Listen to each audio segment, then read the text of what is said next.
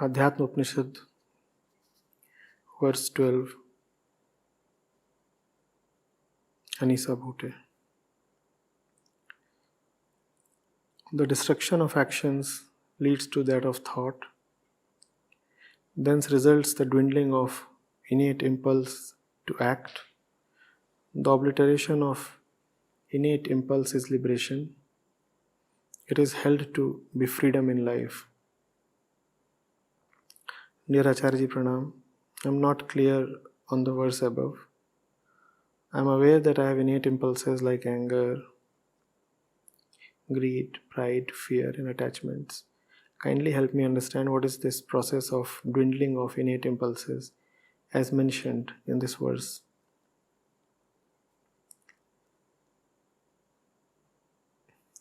It is the path, the method, Anisa, that proceeds from the gross and goes towards the subtle. This method is for those who cannot begin from the subtlemost. There is the path of realization. The path of realization says, begin from your center, begin from your heart, Atma. Let that guide and dictate your mind. Let that which comes from your heart shape your thoughts. And then let your mind dictate your actions. Let your thoughts seamlessly transform into your actions. Flow is from the center radially outwards. You start from the heart, you go to the mind, and then you go to the gross actions. The movement is from the most subtle to the gross. And then contrasted to that is the path, the way, the method that is mentioned in this verse. Why is a contrasting method needed? Because most people cannot start from the heart. Most people are so out of touch with their heart that they cannot listen to the heart. They are no more in sync. You tell them, please start from your heart. Do what God says. They'll be perplexed. Because they have lost the faculty to listen to their heart. So if you just leave them with the instructions or the advice that they must do what their center says, they'll not be able to do anything at all. Or they will mistakenly construe some random voice of the mind as the voice of the heart and proceed as per that random voice and harm themselves. So the way of the heart is not for everyone. It is only for those who are in touch with their heart. It is only for those who are in touch with the subtlemost.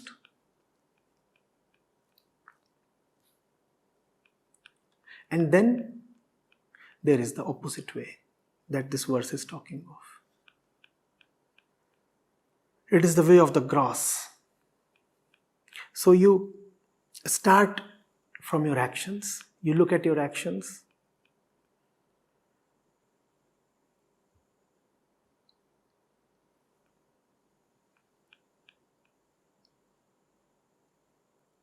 You proceed backwards. You see where your actions are coming from. You come to your thoughts.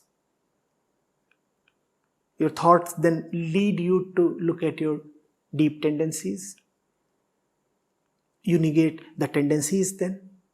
And when all these are gone, then you are left with nothing but pure truth. So the verse says, the destruction of actions leads to that of thought. You look at your thoughts, you look at your actions to begin with, you look at that which is the most gross, and what is that? Actions. You look at your actions and you find them horrible. You negate your actions. The verse says destruction of actions. You destroy your actions. You say, no. The moment I pay attention to my actions, I see that I cannot continue with them. And if you can freeze your actions, then the thought that leads to those actions will start shrinking. Please understand the theory here.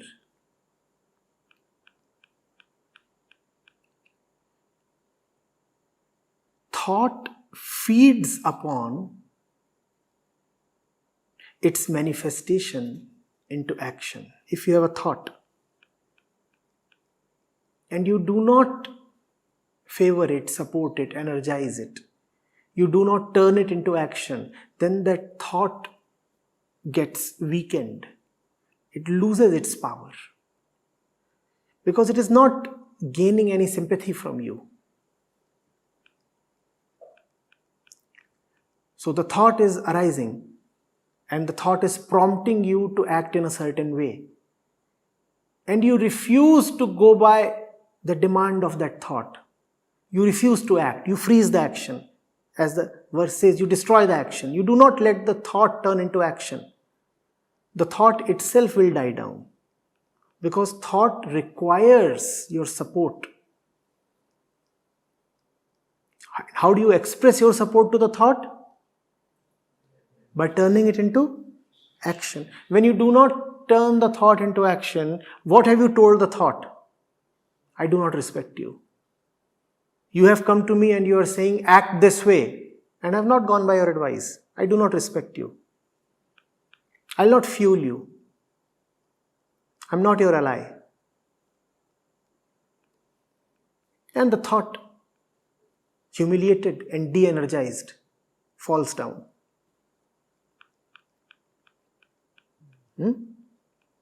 Similar is the relationship between the latent tendency that gives rise to thoughts and thoughts. Thought demands action, tendency demands thought.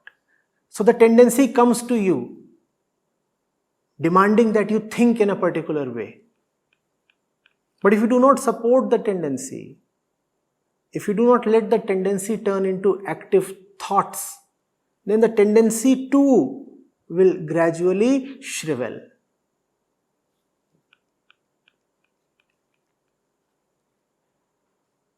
You are not energizing the tendency. From where will it continue?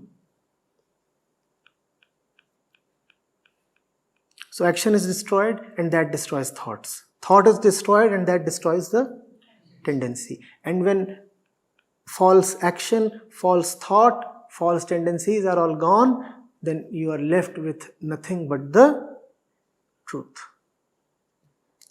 This is the way in which you proceed from the gross to the subtle.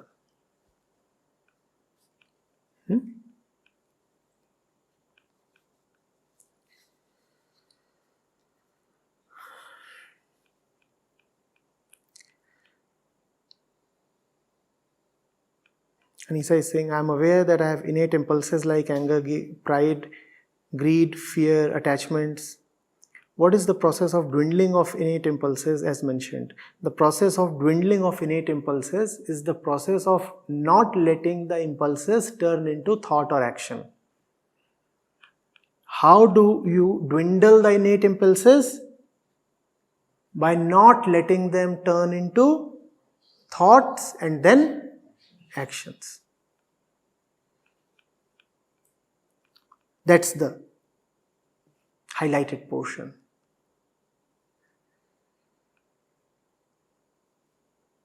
How do you enfeeble a thought? By not acting on it.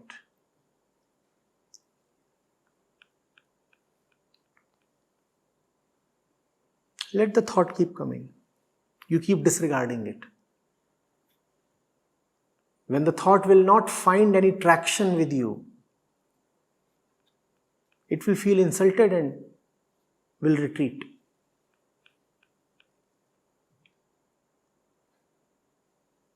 Let your impulses keep raging. Do not let them occupy your mind. Do not start actively thinking on their lines. And the impulses will gradually fall silent. You have the choice. Nothing happens to you without your consent. Impulses appeal to you. Thoughts appeal to you. You are the judge. You decide whether to accept their appeals. Do not say, oh, what do I do? I'm a slave to my thoughts. You're not a slave to your thoughts. You are the one who decides that you will go by your thoughts. And if you have decided, you can also reverse the decision. Right? That power is there. Exercise that power judiciously.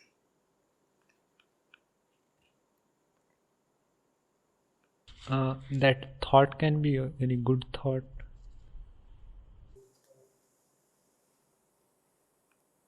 Do you ever have bad thoughts? If you know that a thought is bad, it will not remain anymore. According to the thinker, all thoughts are good. We said thought requires your support to survive. So if there is any thought that is surviving in you, according to you, it is a good thought. Otherwise, how could it have survived? Survival of thought requires that you consider it beneficial for yourself, right?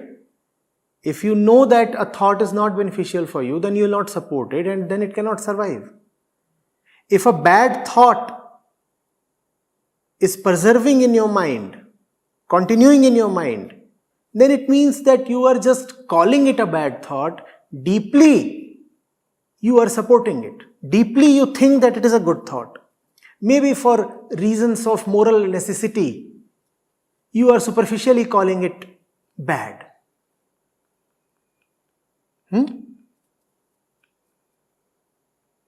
But deeply, you are quite pleased with it. Had you really honestly thought that the thought is bad, then the thought would have gone. But our minds are all full of so-called bad thoughts. What does that mean? We call them bad. We actually do not consider them bad.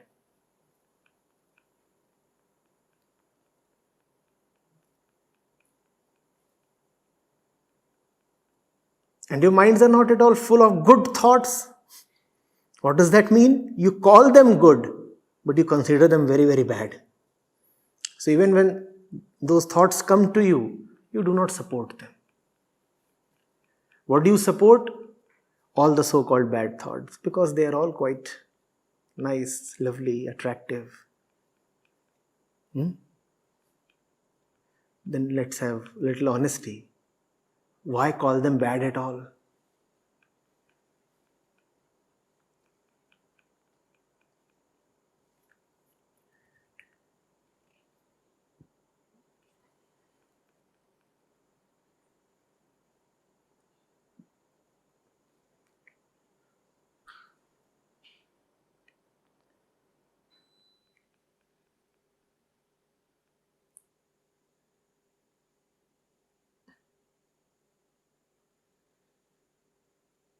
There was this Bengali story,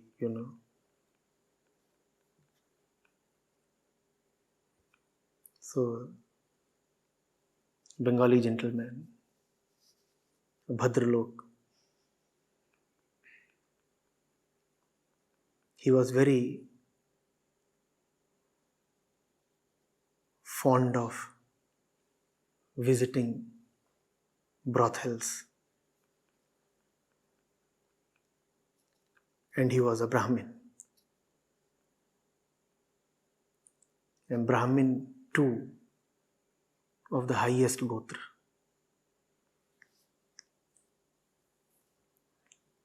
So he will go to the prostitute and coil the sacred thread around his ear. Do what he wanted to do.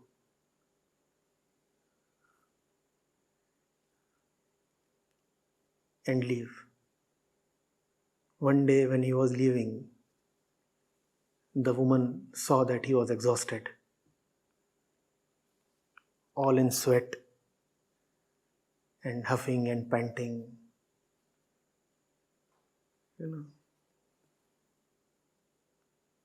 Must have been quite intensely in the act.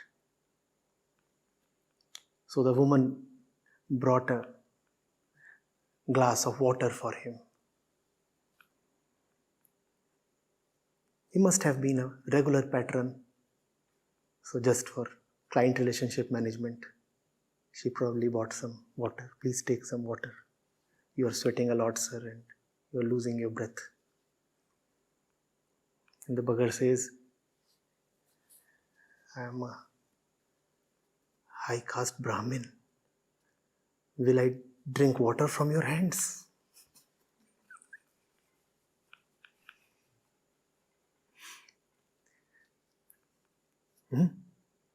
The woman was a bad thought for her. Such are our bad thoughts. We enjoy them and then we say, will I touch you? You low class prostitute?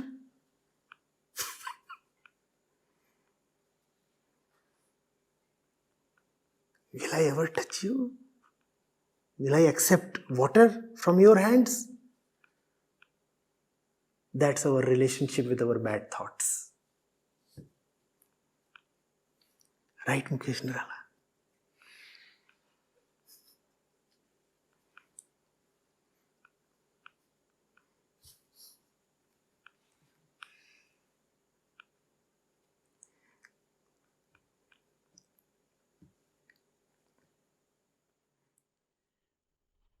We are able to see that thoughts, we can stop the thoughts turning into actions, but how to see tendencies, like how to catch tendencies not becoming thoughts, because they are very subtle.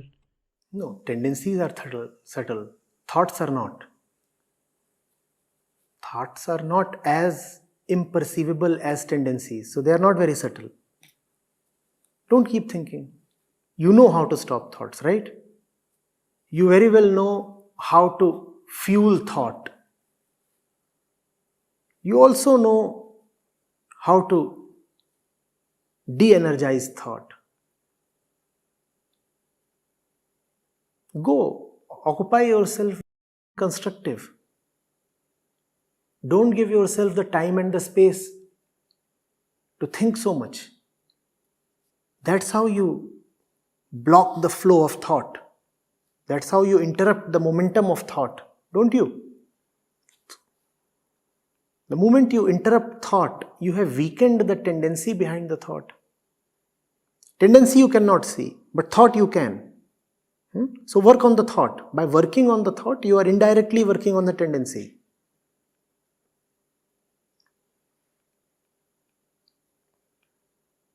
And if you can work on your thought long enough and consistently enough, you will find that your tendency has weakened down a lot. While we sit in the satsang, usually we are like, we have a posture to take, so there is, the actions are being dumbed down, so we are able to do that. But I think this is a very right time when we are able to see our tendencies as well rising. So you are not moving your body because you are following some discipline, but then tendencies keep on pushing up, something keeps on coming up. So like, for example, the last question when you were talking about how to strangulate the Maya, there was some film movie shots coming up, like the Gangs of Wasepur last scene. He's pushing bullets again and again, but that was keep on, and it kept on coming even when the second question came, that he's pushing bullets even when Ramadir is dead. So that thing was coming up and some other thing. So at that point of time, yeah,